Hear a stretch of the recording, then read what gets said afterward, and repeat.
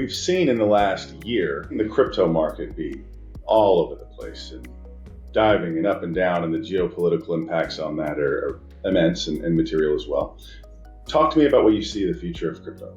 So I see crypto a little different. I was an early player in crypto. I was a supporter of crypto. I believe that a digital currency made sense. I actually think the central bank should have a digital currency. It just seems where, DeFi's going. But mine was a little more based on two things. That authoritarians were growing around the globe dramatically. And those individuals that wanted to make sure that they could get dollars back home to their families, via remittances. I think they were nervous of wiring dollars to, their local bank in Venezuela or Russia or wherever it may be.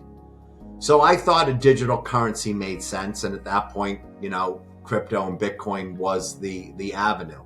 I also thought there was a rising voice in being a libertarian. And there was becoming more of a distrust post the 2008 bailout of central banks around the globe. So those were my two bookends. And therefore, it made sense to me that a digital currency, and I was a believer in blockchain, could exist. But I got incredibly turned off because I thought that there was so much hype. It seemed like a group of a half a dozen people would be on the news and on Twitter, every day, hyping, and we didn't let it mature. We didn't let it mature as an asset class. And therefore, it felt to me like there was a lot of, what I would call pumping and dumping going on.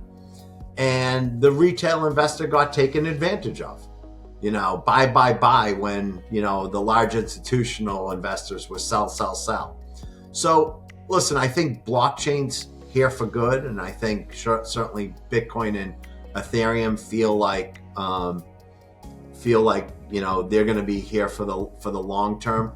That being said, I thought that we call them the whales, but the whale community, by not letting the asset mature and going for the quick win, I think they did crypto a real disservice.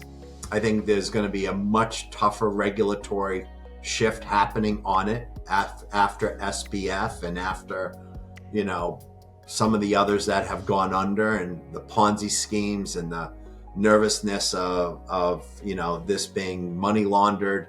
And they've done the worst thing they could as people who were promoters of this. They cared more about their daily profit than they did about allowing this asset class to mature. So I'm much more mixed on it.